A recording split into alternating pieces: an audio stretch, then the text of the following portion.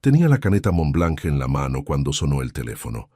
Eran casi las 7 de la tarde de un martes de noviembre y llevaba más de 2 horas revisando presupuestos en el mismo escritorio que había ocupado durante 23 años.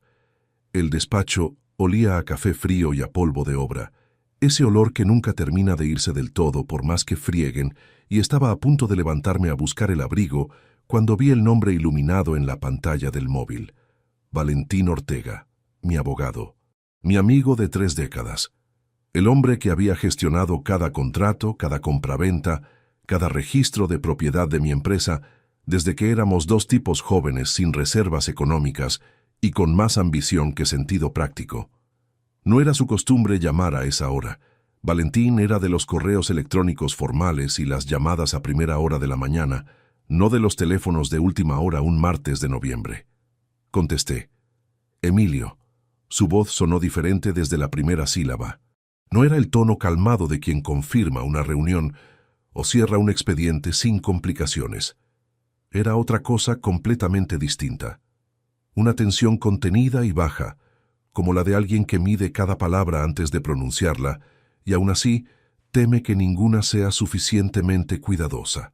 Necesito que me escuches con calma, con mucha calma. Me quedé quieto en la silla.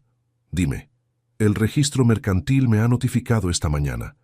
Hay una solicitud de cambio de titularidad sobre la empresa, sobre los 3 inmuebles registrados a tu nombre, sobre la cuenta de inversión. Hizo una pausa que duró apenas 2 segundos, pero que a mí me pareció considerablemente más larga. Emilio, lo que firmaste hace 3 días fue exactamente eso, una transferencia completa. No dije nada durante un buen rato. La caneta Montblanc seguía entre mis dedos, la misma que Rosario me regaló el día de nuestra boda, hace 27 años, dentro de una caja pequeña, envuelta en papel azul oscuro, con una nota escrita a mano que decía que era para firmar el futuro que íbamos a construir juntos. La había usado miles de veces desde entonces, para contratos de obra, para escrituras notariales, para acuerdos comerciales a lo largo de 3 décadas de empresa. Nunca la había notado pesada. En ese instante, sostenida entre los dedos de una mano que no terminaba de entender qué acababa de escuchar, pesaba de una manera que no tenía nombre. ¿Qué holding? Logré decir. Inversiones Fonseca Medina, Sociedad Limitada, constituida hace 11 meses. Los titulares figuran como Marcos y Rosario. Marcos, mi hijo, 26 años, la carrera universitaria pagada de principio a fin, el apartamento en el centro de Albacete escriturado a su nombre, el coche con seguro y mantenimiento a cargo de la empresa, el sueldo mensual en el negocio, que yo mismo le abrí las puertas porque pensé que así estaríamos más cerca, que le transmitiría décadas de lo que había aprendido, que algún día todo aquello tendría sentido para él tanto como lo tenía para mí. Ese hijo, Valentín. Mi voz salió plana, sin el temblor que cualquiera habría esperado en ese momento. ¿Estás completamente seguro de lo que me estás diciendo? He revisado los documentos 2 veces esta tarde. Tu firma aparece en cada página, en cada una de ellas, Emilio. Una pausa más larga y más cargada que la anterior. Como procurador constituido de la empresa, fui notificado de manera automática por el registro mercantil en cuanto intentaron protocolizar la transferencia. Es el procedimiento estándar cuando existe cambio de titularidad en una sociedad con procurador activo. Si ese mecanismo no hubiera funcionado, no me habría enterado hasta que todo estuviera completamente consumado y ya fuera demasiado tarde para actuar. Me levanté de la silla sin haberlo decidido. Caminé hasta la ventana. Fuera, la calle de Albacete estaba prácticamente vacía a esa hora. Apenas un par de vehículos aparcados junto a la acera y la luz amarilla de una farola que llevaba semanas parpadeando sin que nadie se molestara en repararla. Todo tenía exactamente el aspecto de siempre. El mismo frío gris de noviembre filtrándose por los marcos, el mismo silencio de ciudad que baja las persianas y pone la cena al fuego antes de las 8, como si nada hubiera cambiado, como si el mundo no acabara de detenerse sin avisar a nadie. Dame tiempo para pensar, dije. No confrontes a nadie esta noche. respondió con una firmeza que me indicó que ya había considerado esa posibilidad antes de marcar mi número. Necesitamos saber exactamente hasta dónde llega esto antes de hacer cualquier movimiento. ¿Me escuchas, Emilio? Ningún movimiento hasta que hablemos mañana a primera hora. Entendido. Lo vamos a resolver, pero esta noche necesito que no hagas nada. Colgué. Me quedé de pie frente a la ventana sin saber durante cuánto tiempo. En algún momento deposité la caneta sobre el escritorio, despacio, con el mismo cuidado instintivo con que se deja algo sobre una superficie que no sabe si va a aguantar el peso.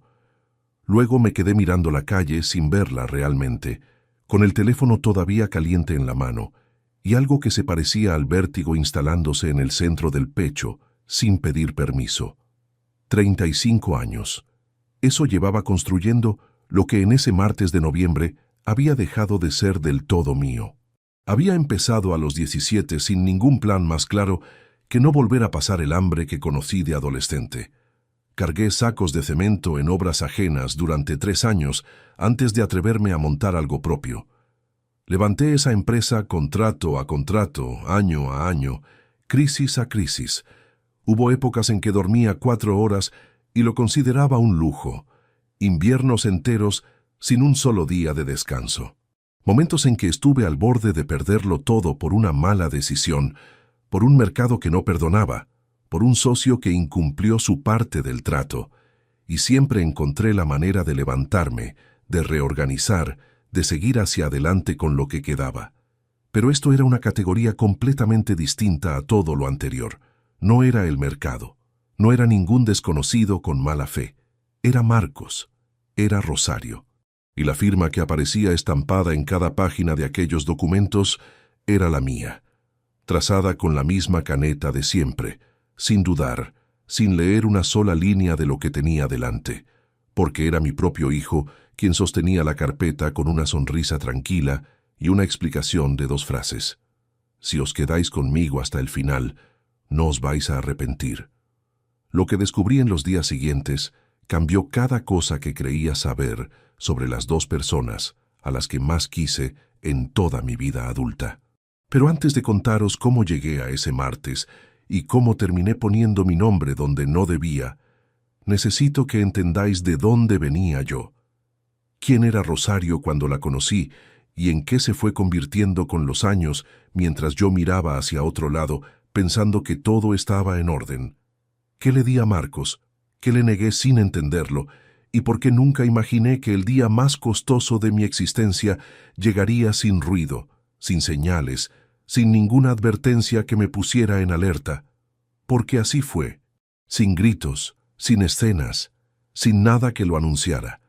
Solo una carpeta delgada sobre el escritorio, una explicación tranquila, una sonrisa de un hombre de 26 años que ya sabía exactamente lo que había conseguido, y una caneta Montblanc que sigue aquí, encima de esta mesa mientras os cuento todo esto, mirándome como lleva 27 años mirándome, como si desde el primer día hubiera sabido que tarde o temprano iba a tener que contarle a alguien el precio real de ciertas firmas. El alba de un lunes de marzo de 1988 olía a gasóleo quemado y a bocadillo de mortadela envuelto en papel de aluminio. Tenía 17 años y una bolsa de lona con 4 mudas dentro, y me bajé del primer autobús de Albacete a las 6:15 de la mañana, frente a una obra en construcción que todavía no tenía ni nombre en el cartel. El encargado era un hombre de unos 50 años, con manos como palas, y una voz que sonaba a grava removida, y lo primero que hizo fue mirarme de arriba a abajo, con la misma expresión con que se evalúa un material antes de decidir si sirve o se devuelve al proveedor. ¿Cuántos años tienes? 18, mentí sin parpadear. Me señaló una pila de sacos de cemento apilados junto a la valla y me dijo que los moviera al fondo de la parcela antes de que llegara el resto de la cuadrilla. No preguntó nada más. Yo agarré el primer saco, lo cargué sobre el hombro y empecé a caminar. No había ningún plan elaborado en aquella cabeza de 17 años.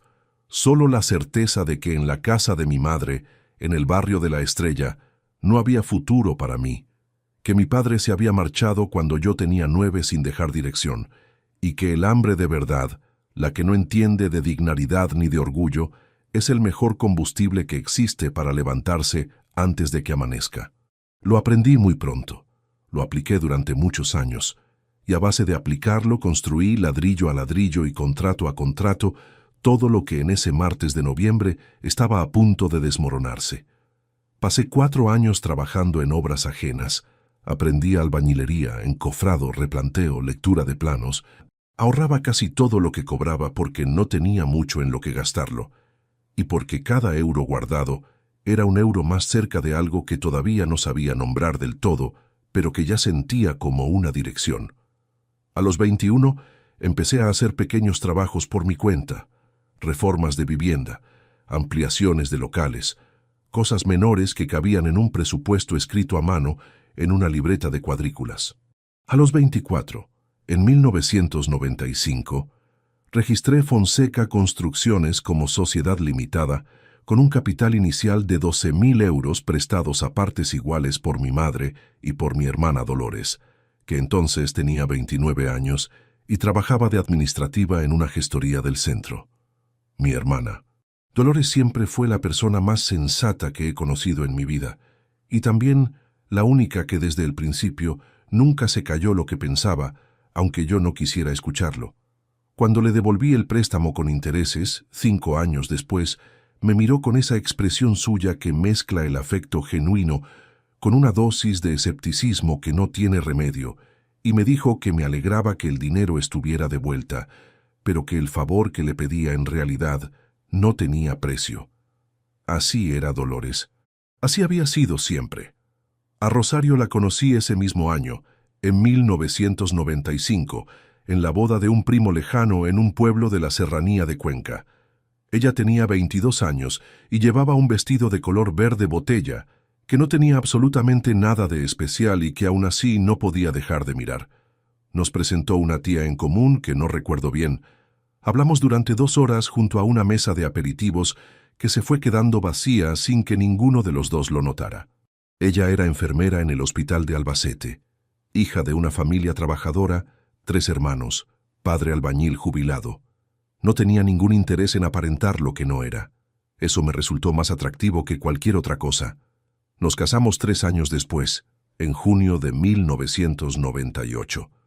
En una ceremonia pequeña con 32 invitados y sin luna de miel, porque la empresa estaba en un momento delicado y yo no me permitía el gasto. Rosario no se quejó. Me dijo que la luna de miel podía esperar, que lo importante era estar juntos, y me lo dijo de una manera que me convenció completamente de que lo sentía de verdad. Los primeros años fueron duros, no de manera dramática ni visible, sino de esa manera callada y continua que tiene la falta de dinero cuando uno intenta que no se note. Rosario siguió trabajando en el hospital mientras yo levantaba la empresa del suelo. Había meses en que los ingresos no llegaban con suficiente antelación para cubrir los gastos del mes, y los dos lo sabíamos aunque no lo verbalizáramos en voz alta. En 1997, cuando llevábamos 2 años de casados, hubo una crisis de pagos en la empresa que me puso al límite. Los proveedores reclamaban facturas vencidas, los trabajadores llevaban 3 semanas sin cobrar, y yo no tenía manera de cuadrar los números antes de que todo se viniera abajo.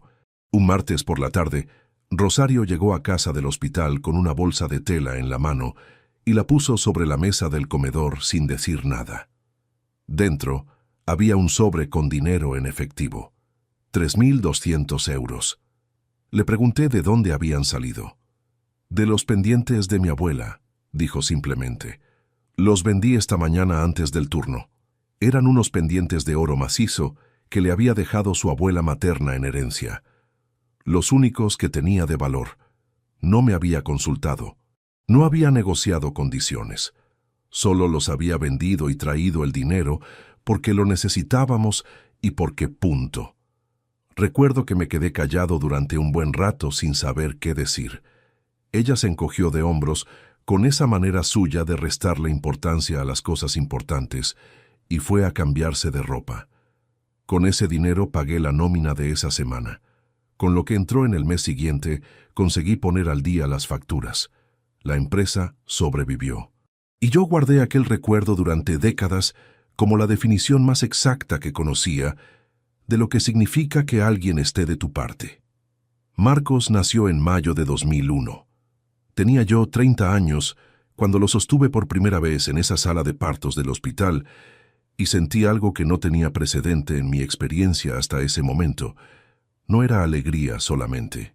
Era un peso específico, una responsabilidad que se instala en el cuerpo de una manera distinta a todas las demás, y con ella la determinación absoluta de que ese niño nunca sabría lo que era llegar a los 17 años con una bolsa de lona y la mentira de los 18 en la punta de la lengua. Y cumplí esa determinación, con creces. La carrera en Administración de Empresas en la Universidad Privada de Murcia, porque en la pública no había quedado plaza ese año, y yo no quise que esperara otro curso. 4 años de matrícula, residencia y manutención, que sumaron 87.000 euros en total. El apartamento en el centro de Albacete, comprado cuando terminó la carrera, escriturado a su nombre directamente, sin préstamo, sin hipoteca. El coche, un Volkswagen Golf del año, con el seguro y el mantenimiento integrados en los gastos de la empresa. El puesto de responsable administrativo creado específicamente para él cuando me pidió entrar en el negocio familiar, con un sueldo de 2.300 euros mensuales, que ningún recién titulado sin experiencia real hubiera cobrado en ningún otro sitio.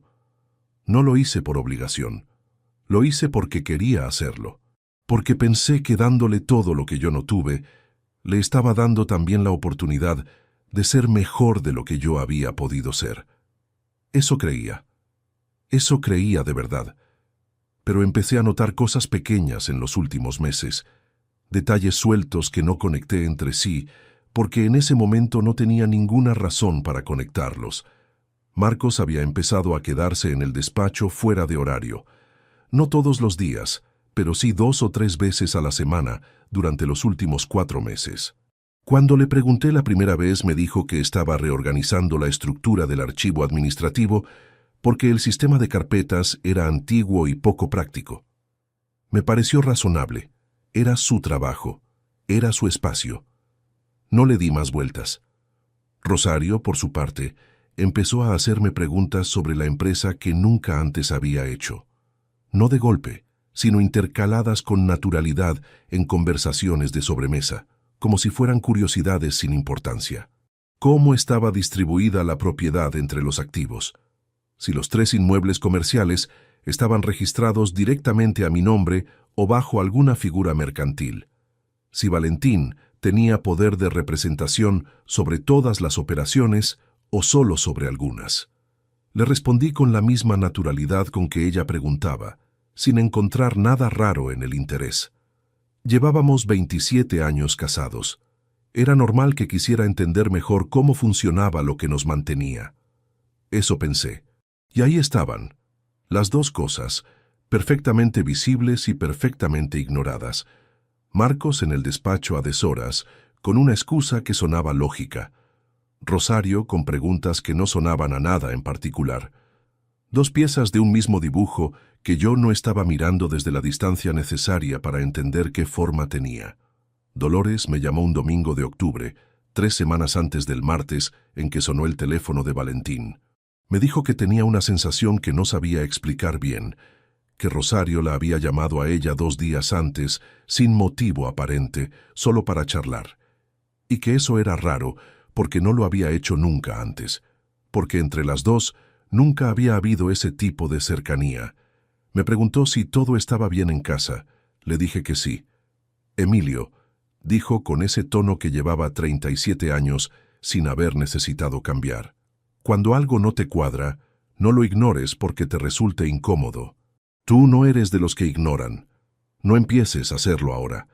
Le dije que estaba bien, que Dolores siempre había visto tormentas donde solo había nubes, y cambié de tema.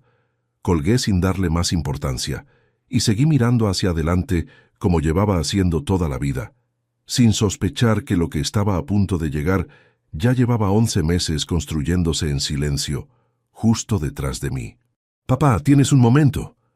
Era un sábado por la mañana a mediados de octubre, y yo estaba en el despacho revisando el presupuesto de una reforma comercial que teníamos pendiente de cerrar desde hacía 3 semanas. La voz de Marcos llegó desde el umbral de la puerta antes de que yo lo oyera entrar. Llevaba vaqueros y una chaqueta ligera, sin el aspecto de quien viene a trabajar un fin de semana, sino de quien pasa por allí de camino a otra cosa. «Claro», dije sin levantar la vista del papel que tenía delante. «¿Qué pasa?».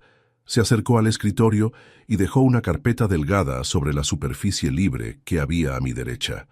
No era gruesa, 4 o 5 hojas como mucho, con el membrete de la empresa en la esquina superior. «Son 2 documentos internos para la reestructuración del contrato con Materiales Verdejo», explicó. «El nuevo acuerdo de suministro requiere actualizar la figura de representación en los anexos. Valentín ya lo revisó la semana pasada. Solo falta tu firma en las 2 últimas páginas». Abrí la carpeta. Eché un vistazo por encima. Los documentos tenían el formato habitual de los contratos de proveedor: columnas de cláusulas, referencias a números de pedido, condiciones de pago escalonadas. Nada que no hubiera visto centenares de veces antes. Localicé las marcas de firma al final de cada página. Firmé en ambas. Cerré la carpeta y se la devolví. «¿Algo más?», pregunté. «No, eso es todo».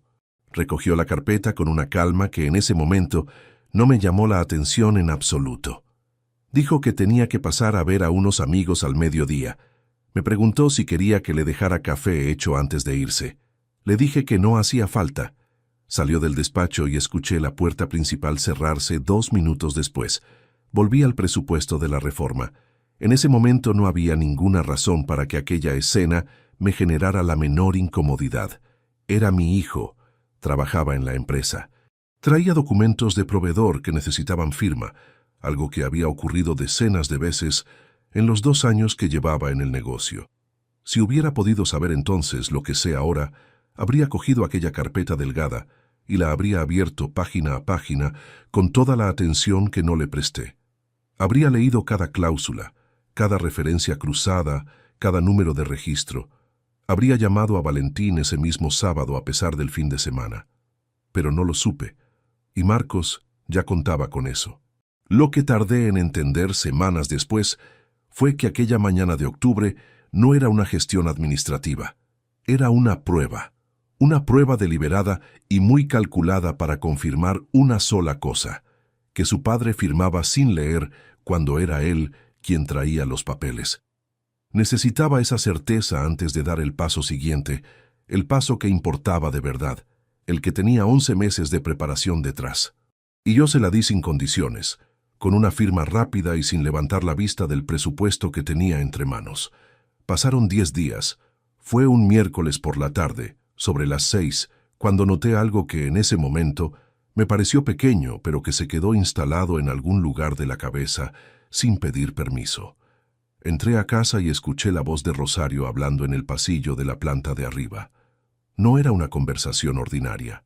Era baja, contenida, del tipo de tono que se usa cuando no se quiere que llegue más allá de la habitación en que se está.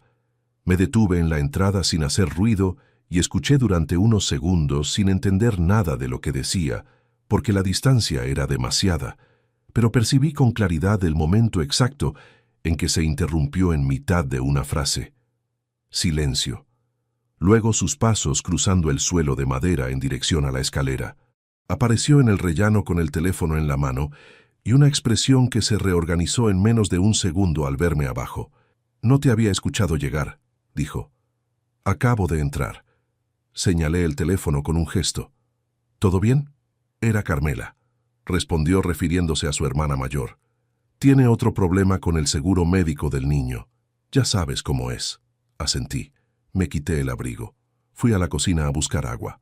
Y en ningún momento, absolutamente en ninguno, conecté aquella conversación interrumpida con nada de lo que vendría después. Rosario tenía conversaciones con su hermana constantemente. Era normal. Era una explicación perfectamente razonable. Solo era una llamada de teléfono, pero la siguiente semana el mismo patrón, y la siguiente también. No siempre eran llamadas. A veces era la posición del cuerpo cuando yo entraba a una habitación, un giro de pantalla demasiado rápido, Una respuesta que llegaba una fracción de segundo antes de que yo terminara de hacer la pregunta, como si ya estuviera preparada. Detalles que por separado no significaban nada y que juntos todavía no formaban ninguna imagen clara, pero que acumulados producían en mí una especie de incomodidad difusa que no sabía cómo nombrar. El domingo siguiente, en el almuerzo familiar que teníamos en casa desde que Marcos terminó la carrera, noté que evitaba cruzar la mirada conmigo. No de manera obvia. No como alguien que mira deliberadamente hacia otro lado cuando te giras hacia él. Era más sutil que eso. Era la diferencia entre una conversación que fluye con naturalidad y una que tiene un punto ciego en el centro, un ángulo que nadie toca. Hablamos del trabajo, de un proyecto nuevo que teníamos en fase de licitación, de un partido de fútbol que se había jugado el sábado. Normal. Corriente. Todo perfectamente normal. Y sin embargo, 3 días después, un miércoles de ese mismo octubre, estaba vaciando la papelera del despacho pequeño que había junto a la cocina, el cuarto que Rosario usaba a veces para pagar facturas y ordenar el correo doméstico, cuando entre varios papeles arrugados encontré un rascuño escrito a mano. Lo alicé casi sin pensar, por esa costumbre de 30 años de leer cualquier papel antes de tirar lo que te da la empresa, cuando aprendes a base de errores que los documentos que no lees son exactamente los que luego importan. Era un borrador, 3 líneas escritas con la letra de Rosario. Un nombre que no reconocí. Gestiones Integradas Manchegas, Sociedad Limitada. Debajo, una dirección en la calle Dionisio Guardiola de Albacete. Y debajo de la dirección, un número de teléfono. Lo guardé en el bolsillo del pantalón. Esa noche, cuando Rosario fue al baño antes de dormir, saqué el papel y lo copié en la agenda de notas del teléfono móvil. Luego lo devolví arrugado al cuarto de las facturas, exactamente donde lo había encontrado, y me fui a la cama. ¿Estás cansado?, me preguntó Rosario cuando se metió entre las sábanas. Mucho. No era mentira. Semana larga. Ella apagó la luz de su lado y se giró hacia la ventana. En menos de 20 minutos, su respiración era la de alguien que duerme. Yo me quedé mirando el techo con el nombre de aquella gestoria rodando en la cabeza sin que terminara de encontrar dónde encajaba. Al día siguiente, busqué el nombre en el registro público de sociedades desde el ordenador del despacho, en un momento en que no había nadie más en la oficina. Gestiones Integradas Manchegas, Sociedad Limitada. Constituida 17 meses atrás. Actividad declarada. Asesoramiento fiscal y gestión de patrimonio. Administrador único. Un hombre cuyo nombre no me decía absolutamente nada. Imprimí la ficha y la guardé en el cajón con llave del escritorio, debajo de los presupuestos del trimestre anterior. Lo que no encontré ese día, lo que tardaría varias semanas más en descubrir, era la relación exacta entre aquella sociedad anónima con dirección en la calle Dionisio Guardiola y la holding que Valentín me nombraría al teléfono un martes de noviembre, con voz de quien sostiene algo que pesa demasiado para cargarlo solo. Tampoco supe entonces que Marcos había vuelto al despacho esa misma tarde, después de que yo me fuera, y que había pasado más de 1 hora revisando archivos en el ordenador compartido de administración. Lo supe por el registro de acceso del sistema, que nadie recordaba que existía porque llevaba 3 años sin que nadie lo consultara. Pero eso lo descubrí después. Lo que sí supe esa noche, mientras cenaba frente a Rosario en la misma mesa en que llevábamos años cenando juntos, fue que algo en el aire de aquella casa había cambiado de una manera que no tenía explicación todavía. No era nada que pudiera señalar. No era nada que pudiera nombrar con precisión. Era solo esa sensación específica que se instala en los huesos de un hombre cuando lleva suficientes años leyendo materiales y sabe, antes de que el análisis llegue, que algo en la estructura no está aguantando el peso que debería aguantar. Aún no sabía cuánto tiempo llevaba así. Aún no sabía que la respuesta era 11 meses. Llegué al despacho a las 7:15 de la tarde, con los pies cargados y la cabeza todavía llena de números de replanteo. La reunión de obra en el polígono había durado 6 horas y 20 minutos sin pausa para comer, y cuando apagué el motor en el aparcamiento de la empresa, Noté ese cansancio específico que no es solo físico, sino también el de haber tomado demasiadas decisiones en muy poco tiempo. El tipo de agotamiento que lleva a un hombre a afirmar cosas sin leerlas. Eso fue exactamente lo que ocurrió. Marcos estaba esperándome en el interior, de pie junto a la mesa de su despacho, con una carpeta bajo el brazo y el aspecto de quien lleva un rato aguardando, pero no quiere que se note demasiado. Me sorprendió encontrarlo allí a esa hora, porque no teníamos nada programado para esa tarde. Pensaba que ya te habías ido, dije dejando el casco de obra sobre la silla más cercana. Quería pillarte antes de que salieras. Me tendió la carpeta con una naturalidad absoluta. ¿Recuerdas los documentos de reestructuración fiscal que te mencioné hace unas semanas? Al final, la gestoría los terminó de preparar. Solo faltan tus firmas en los marcadores amarillos. Son 4 páginas. La carpeta tenía el mismo aspecto que cientos de carpetas que habían pasado por mis manos a lo largo de 3 décadas. Membrete de empresa en la portada, páginas numeradas, marcadores adhesivos amarillos señalando los puntos de firma. Nada visual que la distinguiera de cualquier contrato de proveedor o anexo administrativo ordinario. Y además, esto es lo que Marcos había calculado con una precisión que me resulta difícil de soportar recordar. No era la primera vez que aquella carpeta aparecía en mi campo de visión. La había visto semanas atrás, sobre el escritorio de su despacho, en un momento en que él me explicó brevemente que estaba esperando a que la gestoría terminara de preparar un anexo complementario. La había visto y la había asociado mentalmente con algo pendiente pero sin urgencia, con el tipo de tramitación fiscal que lleva su ritmo burocrático y aparece cuando está lista, no antes. Cogí la carpeta, la abrí por la primera página marcada. Las letras se movían ante mis ojos cansados sin terminar de formarse en frases completas. Vi columnas de cláusulas. Vi números de registro que no me decían nada concreto, porque mi cabeza llevaba 6 horas procesando estructuras de replanteo y ya no tenía capacidad real para leer un contrato con la atención que merecía. Fui al primer marcador. Firmé. Al segundo. Firmé. Al tercero. Firmé. Al cuarto. Firmé. Le devolví la carpeta a Marcos. Él la recogió, la cerró y la colocó bajo el brazo con el mismo gesto tranquilo de siempre. Me preguntó si la reunión había ido bien. Le dije que regular, que había habido discrepancias con el aparejador sobre los plazos de la segunda fase. Él asintió con ese interés que en aquel momento no supe si era genuino o aprendido, y me deseó buenas noches. Salí del despacho 3 minutos después. Esa noche cené, me duché y me dormí en menos de 40 minutos.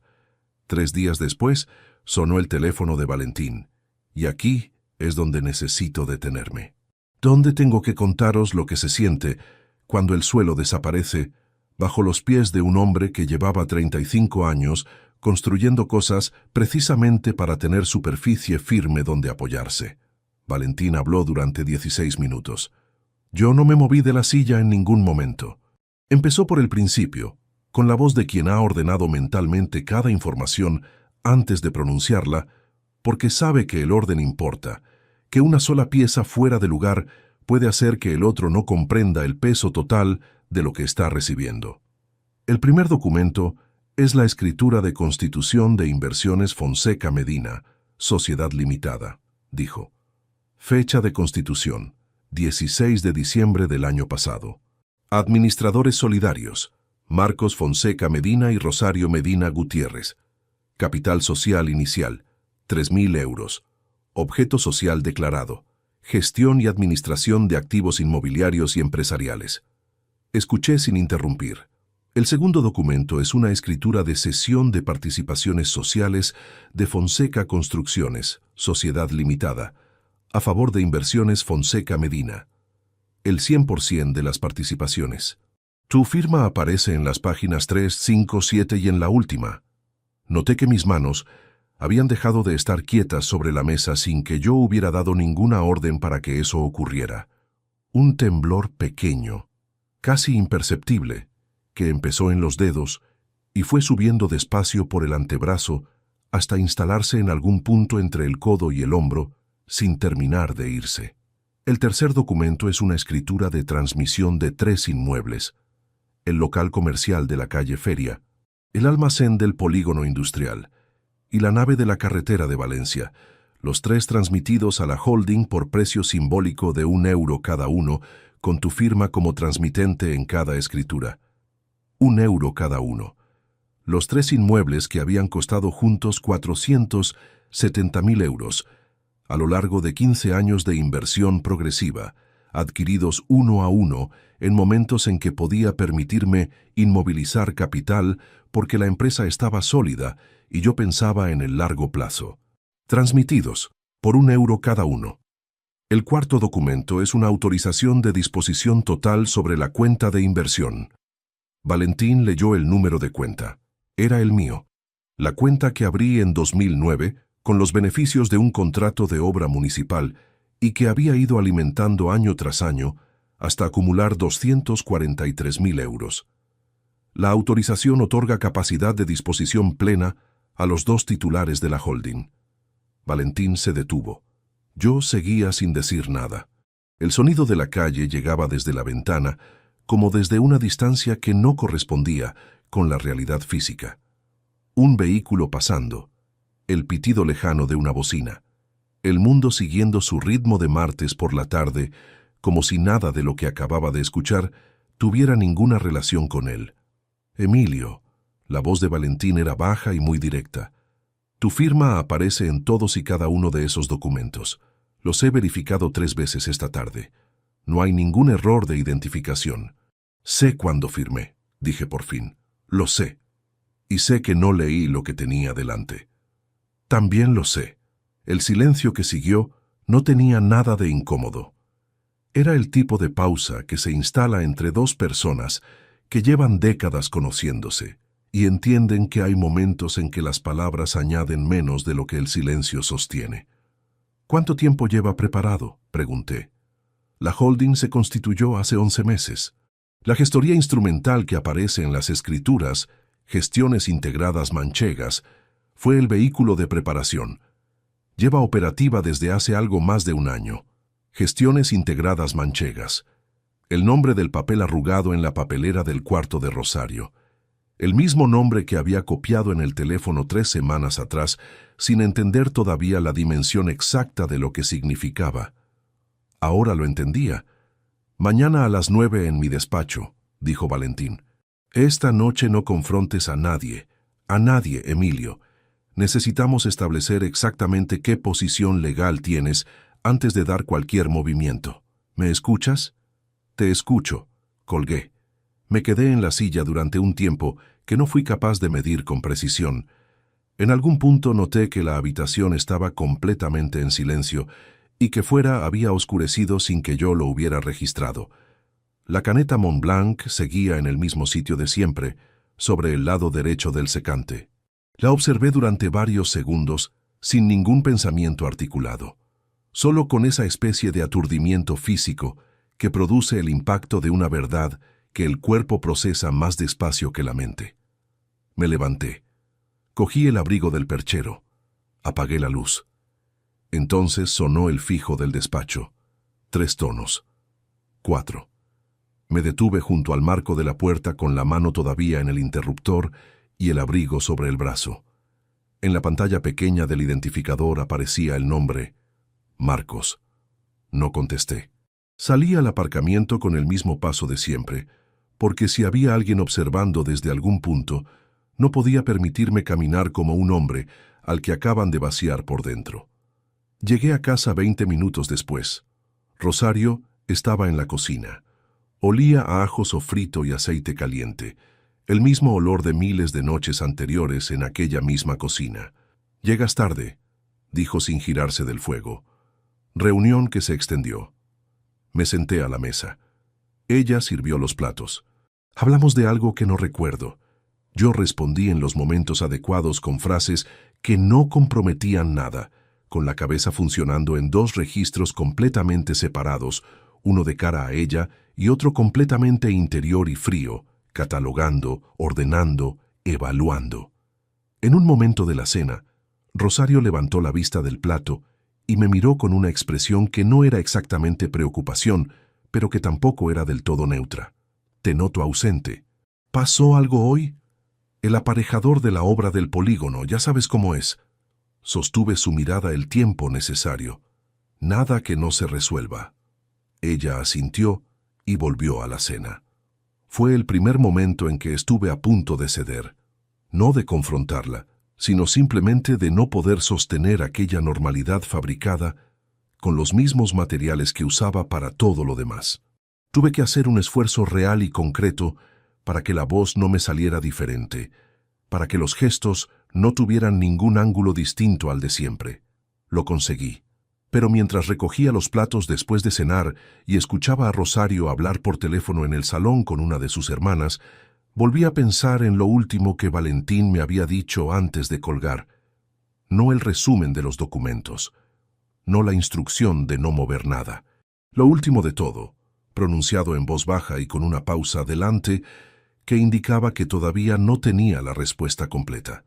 Me había dicho que al revisar las escrituras con detenimiento, había encontrado una cláusula en el documento de cesión de participaciones que necesitaba verificar con un especialista en derecho mercantil antes de explicarme exactamente lo que implicaba. Una cláusula que, si su lectura preliminar era correcta, no solo afectaba al patrimonio que ya conocía. Afectaba a algo más, a algo que yo todavía no había calculado dentro de todo esto, y que mañana, a las 9 de la mañana en su despacho, Valentín me iba a explicar en detalle. El despacho de Valentín Ortega olía a papel viejo y a calefacción recién encendida, ese calor seco de primera hora de la mañana que no termina de templar del todo los rincones. Eran las 9:03 cuando entré.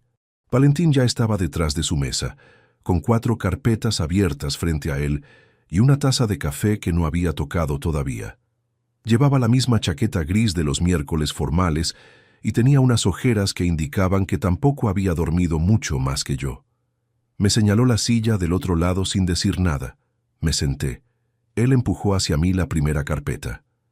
«La cláusula», dijo directamente, sin preámbulo, «está en el artículo 11 del documento de cesión de participaciones. Subcláusula tercera». Me señaló el párrafo con un bolígrafo sin tocarlo. Dice que en caso de impugnación judicial del acuerdo de cesión por parte del transmitente, los firmantes de la holding quedan automáticamente autorizados a liquidar los activos transferidos dentro de un plazo máximo de 30 días naturales, desde la fecha de notificación de la demanda, con el fin de evitar el bloqueo cautelar de bienes en litigio. Lo leí 2 veces. Significa que si yo los demando, ellos pueden vender antes de que un juez pueda bloquear nada. En esos términos, sí, quien redactó esa cláusula sabía exactamente lo que estaba haciendo. Valentín se recostó en la silla. No es una cláusula estándar. Alguien la introdujo deliberadamente para blindar la operación contra una contestación rápida. Esto no lo improvisa nadie. 30 años leyendo contratos de construcción me habían enseñado a identificar el tipo de arquitectura jurídica que se construye para parecer sólida desde fuera y tener una salida de emergencia escondida dentro. Esa cláusula era exactamente eso. Una puerta trasera disfrazada de formalidad técnica, redactada con suficiente densidad legal para que un lector apresurado no la identificara como lo que era. No era el trabajo de Marcos. Marcos tenía conocimientos administrativos básicos, los suficientes para gestionar facturas y contratos de proveedor, pero no para articular algo así. Detrás de ese párrafo había alguien con formación jurídica específica en derecho mercantil, alguien a quien habían pagado para blindar una operación que sus propios autores sabían que no resistiría un escrutinio limpio. «Necesito saber quién redactó los documentos», dije. «Ya lo estoy averiguando». Valentín abrió la segunda carpeta. «Y necesito que sepas que no podemos presentar ninguna acción judicial todavía. Si lo hacemos antes de tener la operación completamente documentada, activamos esa cláusula y en 30 días no quedará nada que recuperar. Tenemos que movernos por debajo del radar hasta tener suficiente para paralizar todo en un solo movimiento. ¿Cuánto tiempo necesitas?» 3 semanas, 4 como máximo. 3 semanas durante las que tendría que seguir sentándome en la misma mesa que Rosario cada noche. Seguir contestando las llamadas de Marcos con la misma voz de siempre. Seguir funcionando como si el suelo bajo mis pies fuera el mismo de siempre, y no una superficie que llevaba 11 meses siendo excavada desde dentro. Hay algo más, continuó Valentín. Abrió la tercera carpeta. Contraté ayer por la tarde a Aurelio Ruiz Blanco, investigador privado. Lleva 20 años en litigios empresariales en Cuenca y la provincia. Hombre discreto, metódico, con experiencia específica en casos de desvío patrimonial entre familiares. Me pasó una ficha con el nombre y los datos de contacto. Va a empezar esta semana. ¿Qué necesita de mí? Acceso a los extractos bancarios de la cuenta conjunta de los últimos 18 meses. Y si puedes conseguir sin levantar sospechas el historial de movimientos de la cuenta de administración de la empresa, mejor todavía. Los extractos de la cuenta conjunta los tenía yo en formato digital desde hacía años. Era algo que gestionaba directamente, porque Rosario nunca había mostrado interés en los estados de cuenta más allá de verificar que los gastos domésticos estuvieran cubiertos. O eso había creído siempre.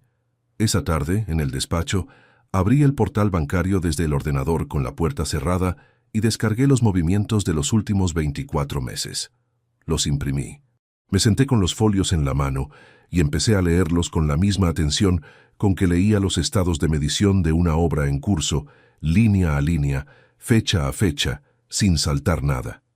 Lo encontré en el 14º mes hacia atrás. Transferencias periódicas.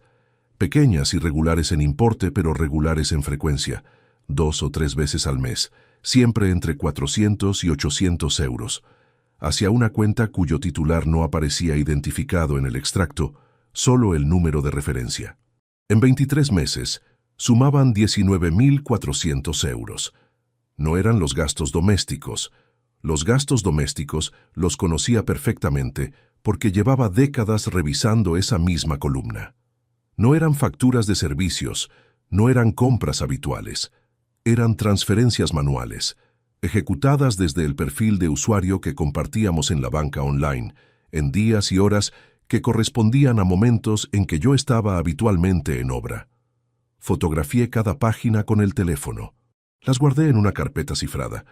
Luego guardé los folios impresos en el mismo cajón con llave donde tenía la ficha de Gestiones Integradas Manchegas.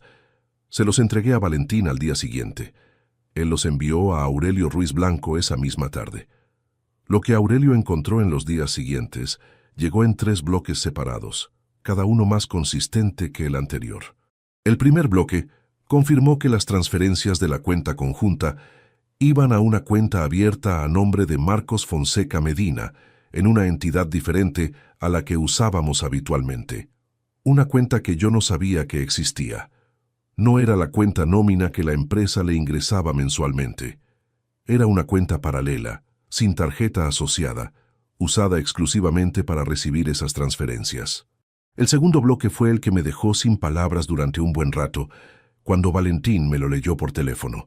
Aurelio había rastreado el historial financiero de Marcos a través de los registros de morosidad y las fuentes legalmente accesibles, y había identificado 3 deudas activas en 3 sociedades de apuestas deportivas distintas, una con sede en Albacete, 2 en Cuenca.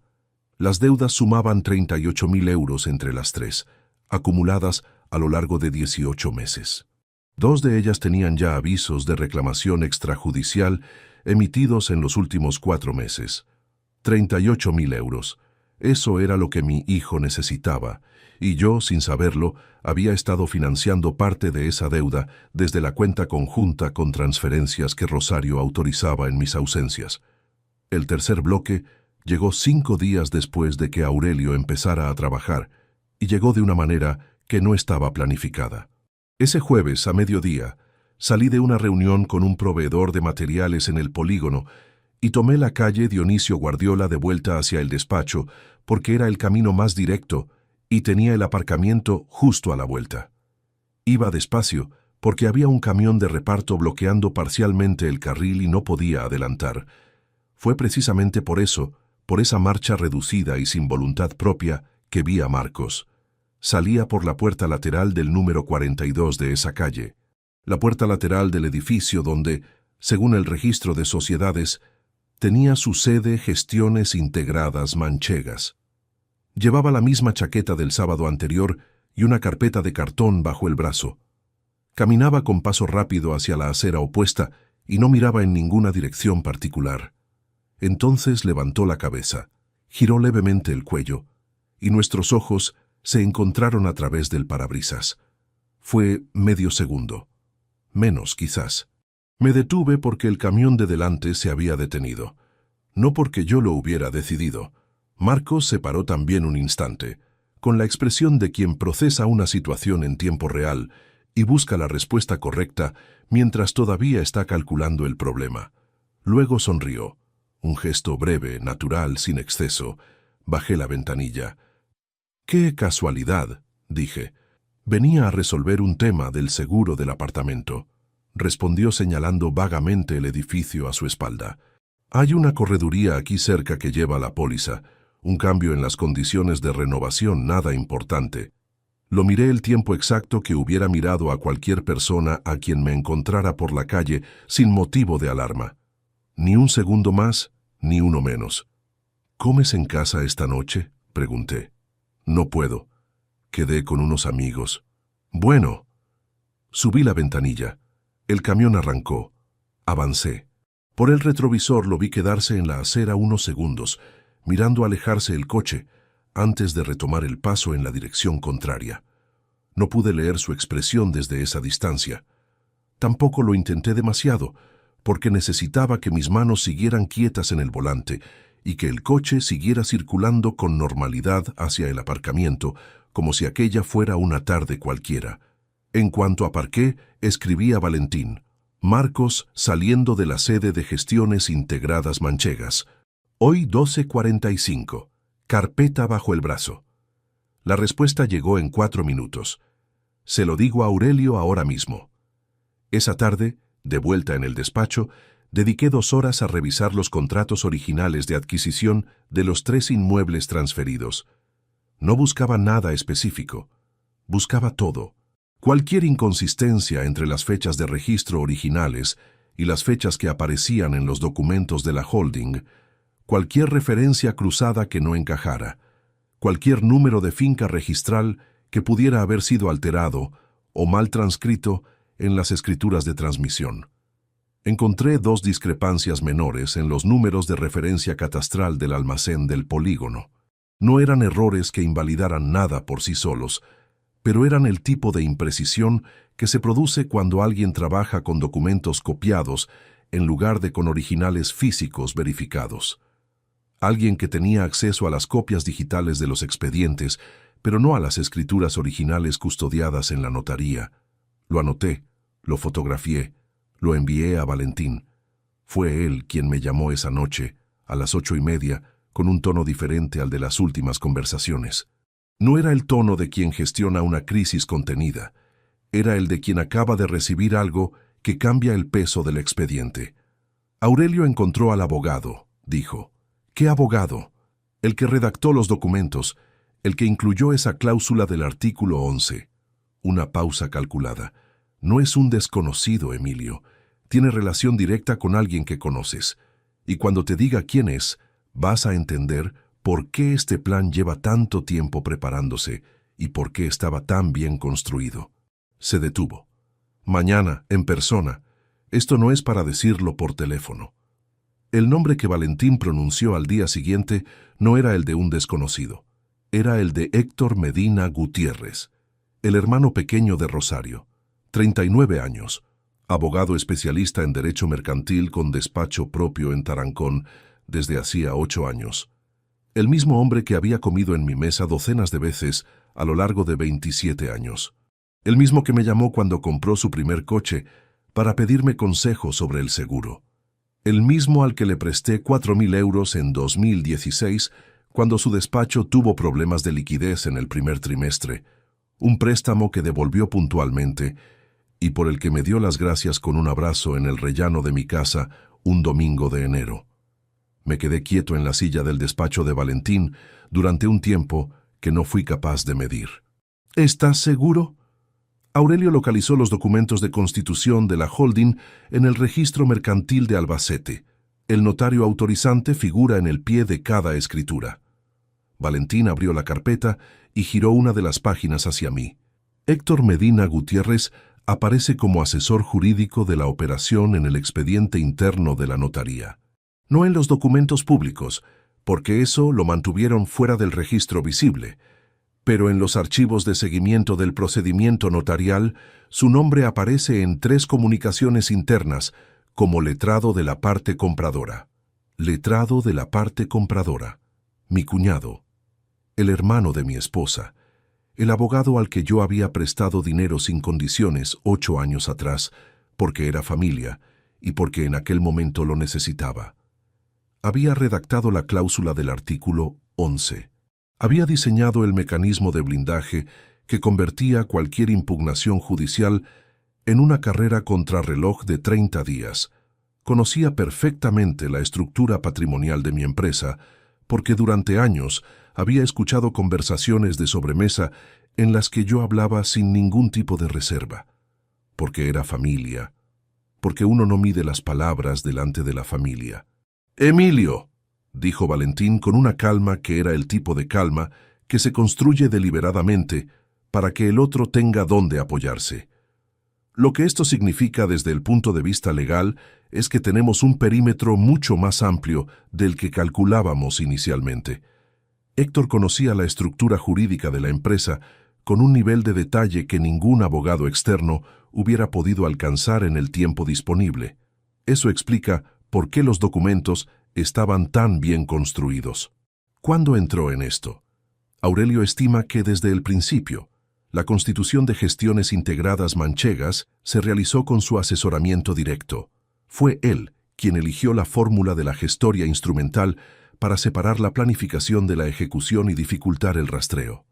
3 personas, Rosario, Marcos y Héctor. No era un impulso de resentimiento acumulado, ni una decisión tomada en un momento de desesperación. Era un plan con arquitectura profesional, diseñado por alguien que sabía exactamente cómo blindarlo contra cada posible defensa. Y había funcionado perfectamente hasta que el registro mercantil notificó de manera automática a Valentín como procurador constituido, un detalle administrativo que ninguno de los 3 había considerado en sus cálculos. Ese detalle los había detenido. Un solo papel de notificación rutinaria que nadie había tenido en cuenta. Salí del despacho de Valentín a las 11:15 de la mañana con el frío de noviembre en la cara y la sensación de que el mundo tenía un grosor distinto al de siempre, como si cada cosa que veía estuviera situada 1 centímetro más allá de donde debería estar. Caminé hasta el coche sin ninguna prisa particular. Me senté. No arranqué. Hay un tipo de golpe que no duele de inmediato, que llega con un retraso desconcertante, como si el sistema nervioso necesitara un tiempo extra para procesar la escala exacta de lo que acaba de recibir. Ese retraso es el que me mantuvo funcionando con aparente normalidad durante los días siguientes. Pero esa mañana, sentado en el coche aparcado frente al despacho de Valentín con las llaves todavía en la mano, el retraso se terminó. Pensé en Marcos con 3 años, en una tarde de verano en el canteiro de obras de un edificio de viviendas en el que yo trabajaba cuando todavía no podía permitirme contratar suficiente personal y hacía turnos dobles. Lo había llevado porque Rosario estaba de guardia y no había nadie más. El niño se pasó la tarde mirando las excavadoras con una atención absoluta, completamente inmóvil, con los ojos muy abiertos. Cuando volvimos a casa me preguntó si él también podría manejar una algún día. Le dije que si quería, sí, que podía hacer lo que se propusiera. Me pregunté en ese coche cuántas veces después de esa tarde le había preguntado qué se proponía realmente. Cuántas veces había escuchado de verdad la respuesta, si es que alguna vez la había pedido.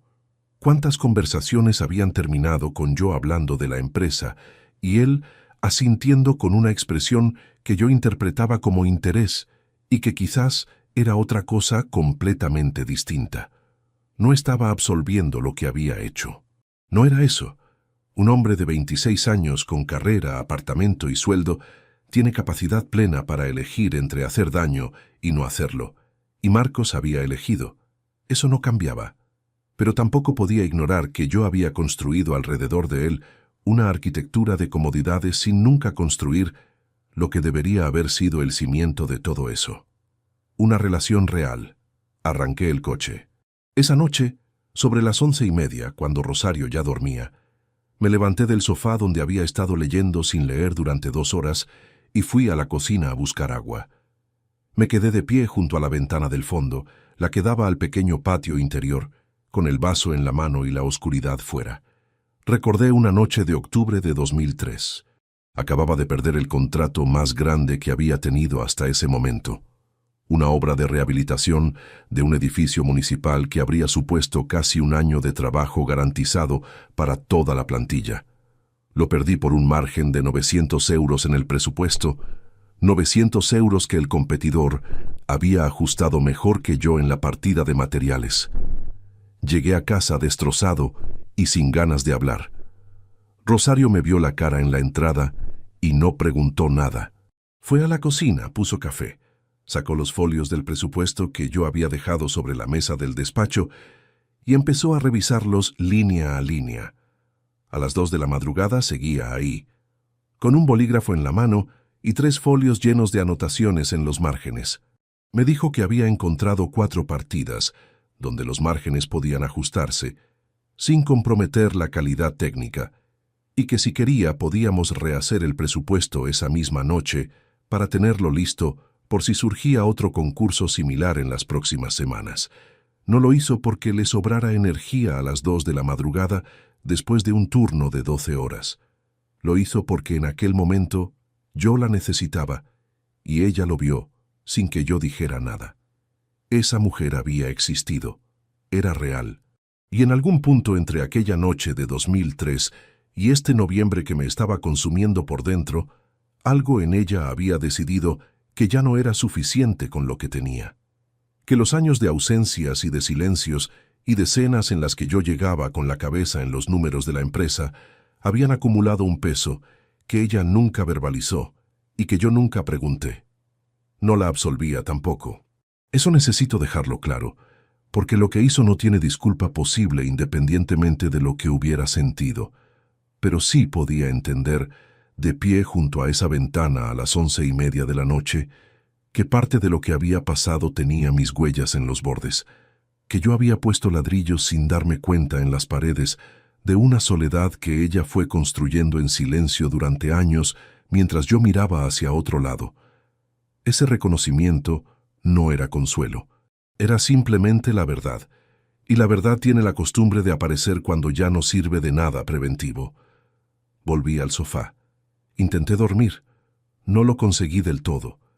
3 días después, un sábado por la tarde, estaba en el salón con los documentos que Valentín me había entregado extendidos sobre la mesa baja, organizándolos por fechas para construir la línea cronológica completa del plan. Llevaba 40 minutos trabajando cuando escuché la llave en la cerradura de la puerta principal. Marcos. No había avisado. No era habitual que apareciera un sábado sin llamar antes, y el sonido de la llave me paralizó durante una fracción de segundo que fue suficiente para que el instinto tomara el control antes que el pensamiento. Con un movimiento que no fue elegante pero sí rápido, recogí los documentos en un montón irregular y los cubrí con un tubo de planos de obra que tenía sobre la misma mesa, un proyecto de reforma de una vivienda unifamiliar que había llevado a casa para revisar ese fin de semana. Marcos entró al salón con una bolsa de plástico en la mano. «Traía esto que me encargaste comprar», dijo dejando la bolsa sobre la encimera de la cocina, visible desde donde yo estaba. Estaba cerca y me pillaba de camino. Tardé un instante en recordar el recambio del filtro de la caldera que le había pedido que comprara cuando fuera a la ferretería del polígono. Hacía 4 días de esa conversación. Perfectamente normal, perfectamente inocente. «Gracias», dije. Mi voz salió con la entonación adecuada. Ni demasiado tranquila, ni demasiado tensa. Marcos se asomó al salón y miró hacia la mesa con una curiosidad que duró exactamente lo que dura la curiosidad de alguien que ve a su padre trabajando y no encuentra nada particular en ello. ¿Estás liado? Revisando unos planos de la reforma de Cuenca. Le señalé el tubo que cubría los documentos. Nada urgente. Se quedó 5 minutos. Me preguntó por la obra del polígono, si habíamos resuelto el problema con el aparejador. Le dije que sí, que al final habíamos llegado a un acuerdo en los plazos. Se sirvió un vaso de agua en la cocina. Me dijo que tenía planes esa noche y que ya me llamaría durante la semana. Cuando escuché cerrarse la puerta principal, retiré el tubo de planos y me quedé mirando los documentos durante un buen rato sin tocarlos. La tensión de esos 5 minutos había sido la peor hasta ese momento, no por lo que Marcos hizo, sino por lo cerca que estuve de no reaccionar a tiempo. Un segundo más de parálisis, y habría visto los folios con el membrete de Valentín perfectamente visibles sobre la mesa. Y si eso hubiera ocurrido, el plazo de 30 días de la cláusula del artículo 11 habría empezado a correr desde ese sábado por la tarde. Esa noche llamé a Valentín, le conté lo que había pasado. Me escuchó sin interrumpir. Cuando terminé, dijo algo que no esperaba. Aurelio encontró esta mañana un movimiento en los registros municipales. Alguien consultó la situación urbanística de los 3 inmuebles la semana pasada. Una consulta de valoración de mercado.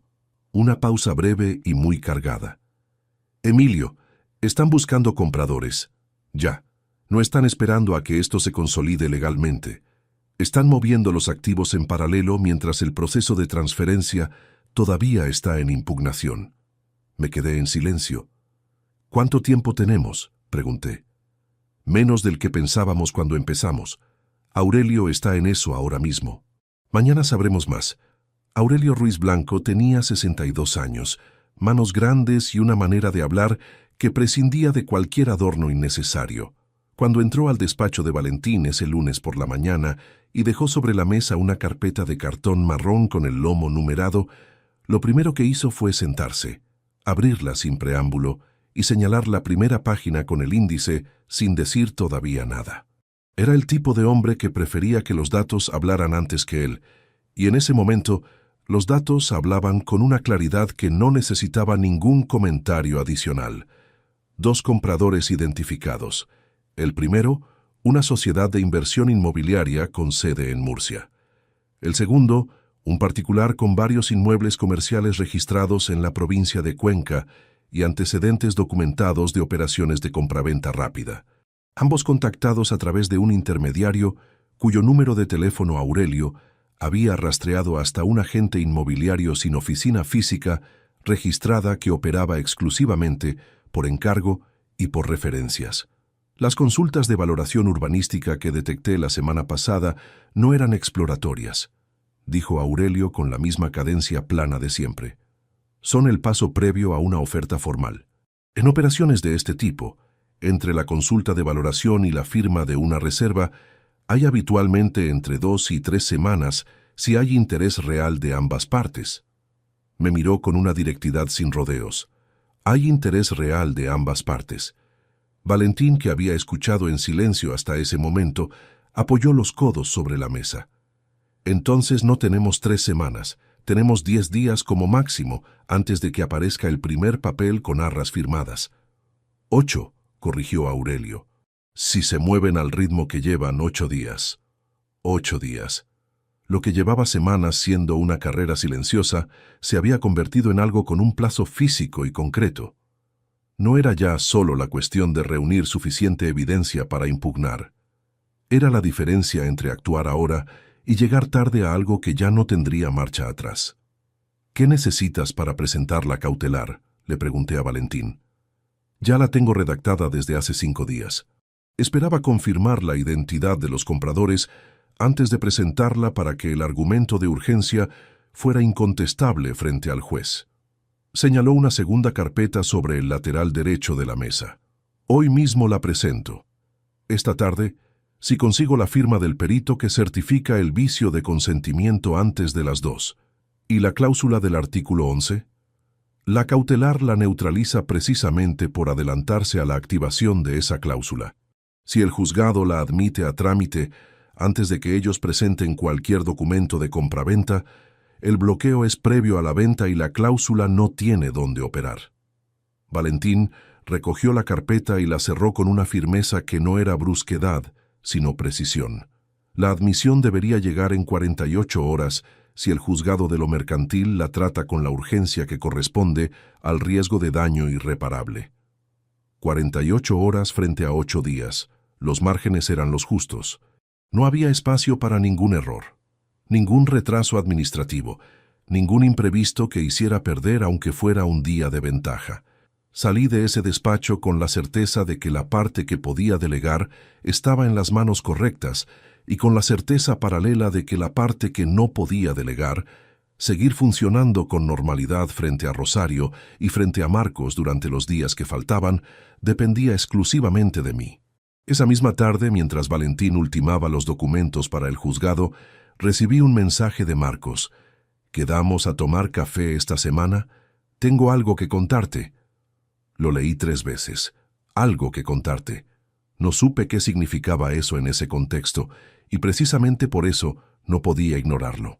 Si Marcos había detectado algo, si la aparición en la calle Dionisio Guardiola le había dejado alguna duda que con el tiempo había ido tomando forma, si por cualquier razón empezaba a sospechar que yo sabía algo que se suponía que no debía saber, era mejor saberlo de frente y en persona que descubrirlo cuando ya fuera tarde para ajustar cualquier cosa. Le respondí en menos de 2 minutos. «Cuando quieras». «¿Mañana a las 12? «Perfecto.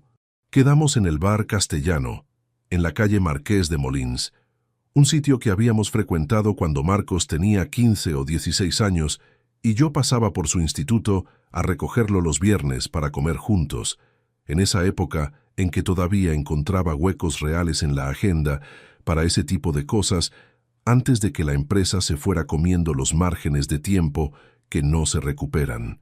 No sé si lo eligió él conscientemente o fue una coincidencia, pero cuando entré y lo vi sentado en la misma mesa del fondo donde nos sentábamos entonces, junto a la ventana que daba a la calle, algo en el pecho se tensó de una manera que no era solo estrategia. Me saludó con una sonrisa natural. Pedimos café. Él pidió también un trozo de bizcocho de los de la vitrina, igual que hacía de adolescente. «¿Qué querías contarme?», pregunté después de los primeros minutos de conversación general sobre la obra del polígono. Marcos envolvió las manos alrededor de la taza. Hizo una pausa de 2 o 3 segundos que interpreté en tiempo real desde 3 ángulos simultáneos y que no me dijo nada concluyente en ninguno de ellos. «Estoy pensando en dejar el piso del centro», dijo. «Me sale una oportunidad de alquiler en una zona mejor y el que tengo ahora se me ha quedado pequeño. Quería comentártelo antes de tomar ninguna decisión porque sé que el contrato está a tu nombre». Me quedé mirándolo. Era eso, una cuestión de vivienda, nada más. Lo que había interpretado como una señal de alarma en el mensaje de la tarde anterior era una conversación sobre metros cuadrados y ubicación. Y en otro momento de mi vida, en cualquier otra semana de los últimos 35 años, habría respondido sin pensarlo demasiado. Pero en ese martes de noviembre, sentado frente a un hombre que había firmado documentos para quitarme todo lo que tenía, mientras yo le pagaba ese mismo piso, la pregunta me resultó de una ironía tan densa que tuve que hacer un esfuerzo físico real para que no me cambiara la cara. «Deja que lo piense un par de días», dije con un tono que salió más neutro de lo que esperaba. «El contrato tiene condiciones de rescisión que hay que revisar antes de mover nada». Él asintió como si aquello fuera la respuesta más razonable del mundo. Seguimos hablando durante 20 minutos más, de una obra que habíamos terminado en septiembre y que había quedado bien, de un partido que se había jugado el fin de semana, de su madre, a quien Marcos mencionó de pasada diciendo que la notaba un poco cansada últimamente, que quizás necesitaba tomarse unos días de descanso. Sostuve esa parte de la conversación con una ecuanimidad que en ese momento me costó más que todo lo anterior junto, porque escuchar a Marcos hablar de Rosario con esa naturalidad, sentado frente a mí en la misma mesa de cuando tenía 15 años, era el punto donde la estrategia y el dolor personal se rozaban con más fuerza. Cuando pedí la cuenta, Marcos hizo el gesto de sacar la cartera. «Invito yo», dije. Le puse la mano en el hombro al levantarme. Un gesto breve, del tipo de contacto físico que los dos habíamos tenido pocas veces en los últimos años, porque ninguno de los dos era especialmente dado a ese tipo de demostración. Él me miró con una expresión que no supe descifrar del todo. Salí a la calle y caminé hasta el coche sin girarme. Era el último abrazo. Lo supe en ese momento con una certeza que no venía del análisis, sino de algún lugar más antiguo y más difícil de nombrar. Esa tarde, a las 4:47, Valentín presentó la medida cautelar en el juzgado de lo mercantil. Me lo comunicó por mensaje en 3 líneas escuetas, sin adorno. Presentada, firmada, pendiente de admisión. Y esa misma noche, sobre las 10, cuando Rosario estaba en el baño y yo estaba en el salón con el teléfono en la mano, repasando mentalmente cada pieza del tablero, ocurrió algo que no estaba en ningún cálculo. Rosario salió del baño antes de lo esperado y entró al salón sin hacer ruido. Y yo no la había escuchado porque estaba concentrado en la pantalla del teléfono donde Valentín acababa de enviarme un mensaje que no era de los 3 líneas habituales, sino considerablemente más largo. Alcé la vista cuando ya la tenía a 4 metros, con los ojos fijos en la pantalla que yo sostenía. No pudo leer nada desde esa distancia. La letra era demasiado pequeña y la habitación tenía poca luz. Pero su expresión al verme guardar el teléfono con demasiada rapidez fue la de alguien que registra un detalle sin saber todavía qué hacer con él. «¿Valentín?», preguntó. «Un tema del seguro de la obra de Cuenca», respondí. «Nada que no pueda esperar a mañana». Ella asintió. Fue a la cocina. No dijo nada más. Pero esa noche tardó mucho más de lo habitual en dormirse, y yo, que llevaba semanas durmiendo con un ojo abierto, noté que a las 12:30 todavía se movía entre las sábanas. Que a la 1:45, su respiración todavía no tenía el ritmo regular del sueño. Que en algún momento entre la 1 y las 2 escuché el sonido de su teléfono vibrando sobre la mesilla con la pantalla boca abajo. No hubo respuesta audible, solo el silencio que siguió, que era de un tipo completamente diferente al silencio de antes. A las 9:15 de la mañana siguiente, Valentín me llamó. La cautelar había sido admitida a trámite. Bloqueo cautelar sobre los 3 inmuebles, sobre las participaciones de la empresa y sobre la cuenta de inversión, efectivo desde ese mismo momento hasta resolución judicial del fondo del asunto. Cualquier operación de compraventa sobre esos activos quedaba automáticamente paralizada. Los compradores de Murcia y de Cuenca habían llegado tarde a una mesa que ya no existía. «Ahora sí podemos hablar de la confrontación», dijo Valentín. «Pero antes necesito que sepas algo que Aurelio terminó de confirmar esta mañana temprano». Me quedé quieto. «El mensaje que recibiste de Marcos ayer, lo del piso». Aurelio documentó una llamada entre él y Rosario la misma tarde en que te lo mandó. Duró 11 minutos. Una pausa corta. «Emilio, el piso no era el tema real de esa conversación. Era una excusa para verte en persona y evaluar si habías notado algo. Si te comportabas con normalidad». Lo procesé durante 3 segundos. «¿Y lo que concluyeron?» Aurelio no pudo acceder al contenido de la llamada, solo a la duración y la hora. Valentín habló con la precisión de siempre. «Lo que sí sé es que esta mañana Héctor Medina registró en el despacho de la notaría una consulta sobre los plazos de ejecución de la cláusula del artículo 11. Se detuvo el tiempo suficiente para que el peso de eso aterrizara completamente.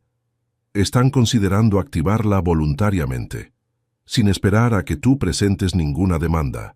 Si consiguen argumentar que existe riesgo inminente de impugnación por tu parte, podrían intentar ejecutar la venta de los activos dentro del plazo de la propia cláusula como medida preventiva. Pueden hacerlo con la cautelar activa. Están buscando la manera de intentarlo. Por eso necesitamos que la confrontación ocurra antes de que Héctor encuentre el argumento jurídico que busca». Su voz era firme y muy directa. «Esta semana, Emilio, no la siguiente». La confrontación fue un miércoles por la mañana. Había elegido el miércoles porque era el día en que Marcos llegaba a la empresa antes de las 9 sin falta, por costumbre propia y sin que nadie se lo pidiera. Lo había observado durante semanas sin que esa regularidad significara nada particular. Y ahora esa misma regularidad era lo que me permitía saber con exactitud dónde estaría y a qué hora, sin necesitar llamarlo ni generar ninguna situación fuera de lo habitual. Valentín llegó al despacho a las 8:40. Dolores llegó 5 minutos después. No les había pedido que vinieran por necesidad emocional, aunque los dos lo sabían y ninguno lo nombró. Valentín estaba ahí en calidad de abogado y como testigo legal de lo que iba a ocurrir. Dolores estaba ahí porque llevaba 27 años, siendo la única persona que nunca me había dicho lo que quería escuchar. Y en ese momento necesitaba al menos una persona en la habitación cuya presencia no me costara ningún esfuerzo de gestión. Mi hermana me miró cuando entró y no dijo nada. Solo puso la mano en mi brazo durante un segundo y luego fue a sentarse en la silla junto a la ventana con esa manera suya de ocupar el espacio sin protagonizarlo. Marcos entró a las 9:04. Lo vi desde el pasillo antes de que llegara al despacho principal y en ese último instante antes de que me viera noté algo que no esperaba. No era rabia. Llevaba semanas preparándome para gestionar la rabia y la rabia no apareció. Lo que había en cambio era una especie de cansancio hondo y sin filo, el de alguien que ha cargado un peso demasiado tiempo y está a punto de depositarlo en el suelo por última vez. Cuando Marcos abrió la puerta del despacho y encontró a Valentín sentado frente a la mesa y a Dolores junto a la ventana, su paso se interrumpió durante una fracción de segundo que no duró más de lo que dura un tropiezo. Luego entró del todo y me miró a mí. «¿Qué pasa?», preguntó. «Siéntate, Marcos». No era una pregunta. Él lo entendió en el tono y se sentó en la silla del otro lado de la mesa sin decir nada más, con esa expresión de quien intenta leer una situación mientras todavía tiene margen para ajustar su respuesta. No tenía margen. Puse la primera carpeta sobre la mesa y la abrí por la primera página. Inversiones Fonseca Medina, Sociedad Limitada, constituida el 16 de diciembre del año pasado. No levanté la vista de los documentos mientras hablaba. No lo necesitaba. Administradores solidarios, Marcos Fonseca Medina y Rosario Medina Gutiérrez. Asesor jurídico de la operación, Héctor Medina Gutiérrez. Cerré esa carpeta y abrí la siguiente. Escritura de cesión del 100% de las participaciones de Fonseca Construcciones a la Holding. Mi firma en las páginas 3, 5, 7 y en la última. Siguiente carpeta. Escritura de transmisión de los 3 inmuebles comerciales. Local de la calle Feria, almacén del Polígono, nave de la carretera de Valencia. Precio de transmisión, €1 por cada uno. Siguiente. Autorización de disposición total sobre la cuenta de inversión. 243.000 euros disponibles para los titulares de la holding. Lo dejé todo extendido sobre la mesa. Marcos no había dicho nada todavía. Miraba los documentos con una expresión que era difícil de clasificar porque no era una sola cosa, era varias capas superpuestas que se cancelaban mutuamente. Algo parecido a la evaluación y algo parecido al reconocimiento. Y algo que en el fondo podría haber sido alivio. El alivio extraño de quien lleva tiempo cargando un secreto y ve que ya no tiene que seguir cargándolo. «Hay más», continué. Empujé hacia él la carpeta de Aurelio. 19.400 euros transferidos desde la cuenta conjunta a una cuenta tuya en otra entidad a lo largo de 23 meses. Transferencias ejecutadas desde el perfil compartido de banca online, en días y horas, en que yo estaba habitualmente en obra. Siguiente documento. 38.000 euros de deuda activa en 3 sociedades de apuestas, 2 con reclamaciones extrajudiciales emitidas en los últimos 4 meses. Me detuve. Y 2 compradores identificados para los inmuebles, contactados a través de un intermediario, con consultas de valoración urbanística registradas la semana pasada. El silencio que siguió duró varios segundos. Marcos miró a Valentín, luego miró a Dolores, luego me miró a mí. «Papá». Su voz era baja. No era el tono de quien niega, era el de quien busca el punto de entrada correcto para una conversación que sabe que no tiene salida favorable. «Esto no es lo que parece». «Dime entonces qué es». Estaba en una situación muy complicada. Las deudas se habían acumulado sin que yo... Se detuvo. Empezó de nuevo. Mamá propuso una solución que en aquel momento me pareció que podía funcionar, que podía ser temporal, que nunca iba a llegar a... ¿Temporal? Lo dije con una calma que no era esfuerzo sino agotamiento real. ¿Qué parte de una cesión del 100% de las participaciones de una empresa era temporal, Marcos? No respondió. ¿Y Héctor? Añadí. Tu tío. El hombre al que le presté 4.000 euros hace 8 años porque me los pidió y era familia. El que diseñó la cláusula del artículo 11 específicamente para que yo no pudiera impugnar nada a tiempo. Eso también era temporal. Marcos bajó la vista a la mesa. Hubo una pausa larga. Valentín, que había permanecido en silencio absoluto desde que empezó todo, cruzó los brazos y esperó. Dolores junto a la ventana no había movido ni un músculo. Entonces Marcos levantó la vista y dijo algo que no estaba en ninguno de mis cálculos previos, no porque fuera inesperado en el fondo, sino porque escucharlo pronunciado en voz alta tenía un peso completamente diferente al de imaginarlo. Sabía que estaba mal, dijo, despacio, con una voz que no tenía ningún adorno. Desde el principio sabía que estaba mal. 3 palabras. Sabía que estaba mal. No era una confesión buscada para obtener misericordia. No tenía el tono calculado de quien dice lo que cree que el otro quiere escuchar. Era simplemente la verdad, dicha sin ningún propósito particular, y precisamente por eso era lo más devastador que podía haber salido de su boca en ese momento. Porque lo que esas 3 palabras confirmaban no era un error de juicio ni una mala decisión tomada bajo presión. Era una elección, consciente, sostenida en el tiempo, ejecutada paso a paso durante 11 meses, mientras cada domingo comía en mi mesa y me miraba a los ojos y seguía eligiendo. Lo sé, dije, y no añadí nada más, porque no había nada que añadir.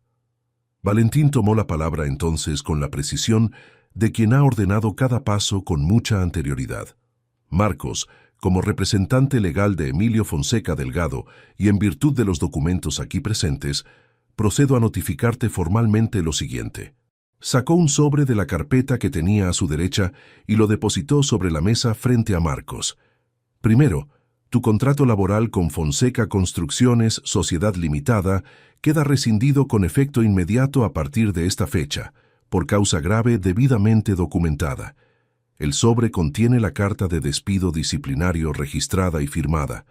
La empresa te entregará la liquidación correspondiente por los cauces legales en el plazo establecido por la normativa vigente. Marcos no tocó el sobre. Segundo, el contrato de arrendamiento del apartamento en la calle San Agustín, cuya titularidad corresponde a Emilio Fonseca Delgado, queda rescindido a partir de hoy. Dispones de 60 días naturales para formalizar la desocupación del inmueble. Pasado ese plazo se iniciarán los procedimientos legales correspondientes. Silencio. Tercero, el vehículo Volkswagen Golf matriculado a nombre de Fonseca Construcciones, Sociedad Limitada, debe ser devuelto a las instalaciones de la empresa en un plazo máximo de 15 días hábiles. Las llaves y la documentación deben entregarse en la sede de la empresa con acuse de recibo. Marcos tenía los ojos fijos en la mesa. Sus manos, planas sobre las rodillas, no se movieron en ningún momento. Valentín recogió sus carpetas, se levantó y salió del despacho cerrando la puerta con suavidad desde fuera. Quedamos los 3, Marcos, Dolores y yo. Mi hermana seguía junto a la ventana sin decir nada, con esa manera suya de estar presente sin interferir que llevaba toda la vida siendo uno de sus talentos más específicos. Marcos me miró finalmente. ¿Y ahora qué?, preguntó. Ahora nada. Me levanté de la silla. Dentro de 3 días recibirás un mensaje con los detalles finales de los plazos. 3 frases nada más. No voy a llamarte. No esperes que lo haga. Se quedó sentado cuando yo me puse de pie. No hizo ningún gesto de levantarse, como si el peso de lo que acababa de ocurrir lo mantuviera físicamente en la silla. Lo miré durante un segundo. No con rabia.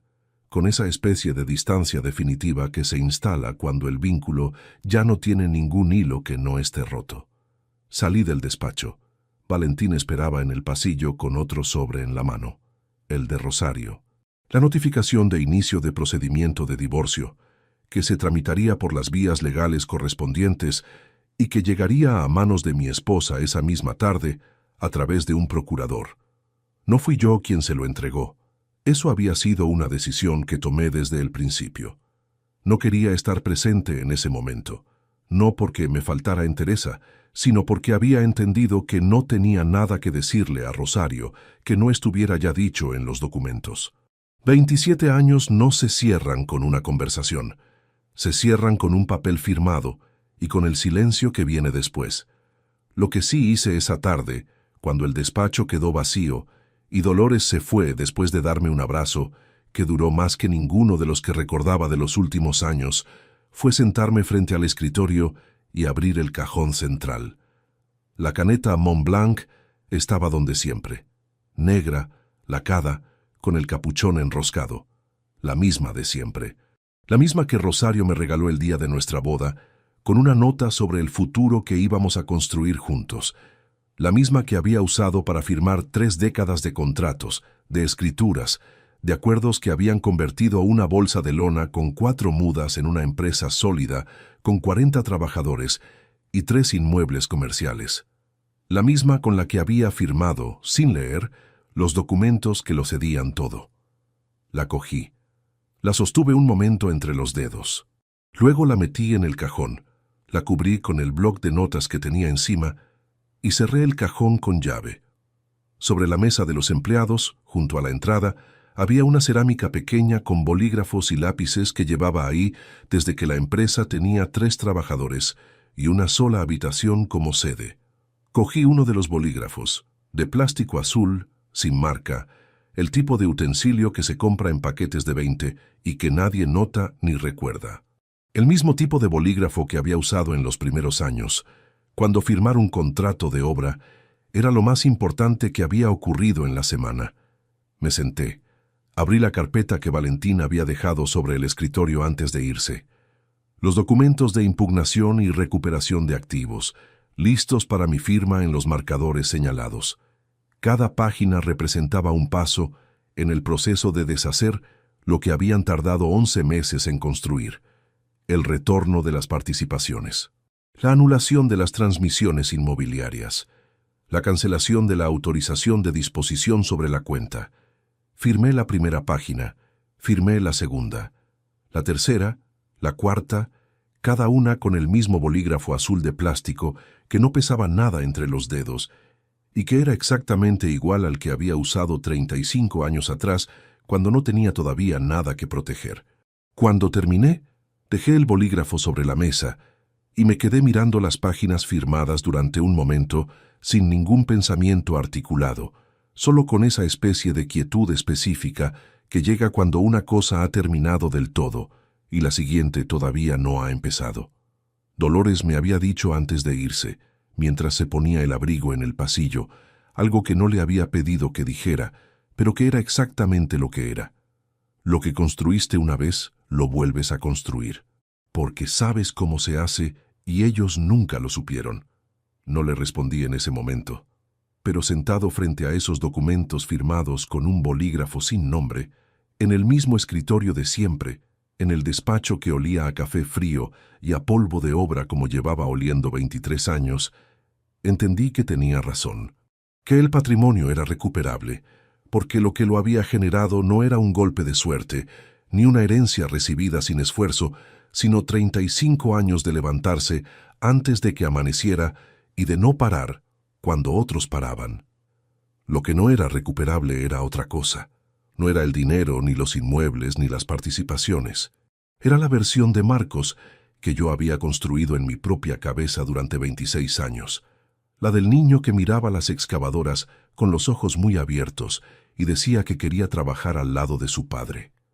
La del hombre que esperaba que yo creyera que era, porque necesitaba que yo lo creyera para que el plan funcionara. Esa versión no volvería.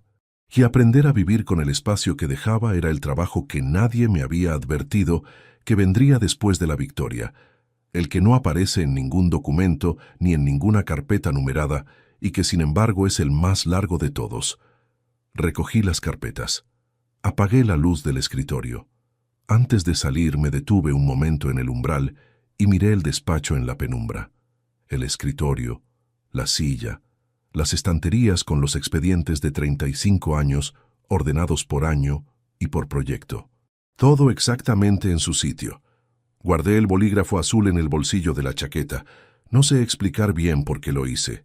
Solo sé que cuando un hombre ha firmado con sangre y sudor cada cosa que tiene, y luego lo ha perdido todo por un momento de confianza equivocada, y luego lo ha recuperado con la misma firmeza con que lo construyó, el bolígrafo con que firma ese retorno merece al menos el gesto de no dejarlo olvidado sobre una mesa. Salí a la calle. El frío de noviembre seguía ahí, el mismo de siempre, sin ninguna consideración particular por lo que acababa de ocurrir dentro. La farola de la acera de enfrente seguía parpadeando, todavía sin que nadie se hubiera molestado en repararla. Caminé hacia el coche con el mismo paso de siempre. Lo peor no fue lo que me quitaron, lo peor fue que yo mismo les di la llave. Y lo mejor, lo único que me quedo de todo esto, es que cuando por fin entendí lo que había pasado, no esperé a que nadie viniera a recuperarlo por mí. Si te gustó esta historia, dale like al video, suscríbete al canal y comparte tus impresiones en los comentarios. Para escuchar la próxima historia, haz clic en la caja de la izquierda. Gracias por vernos.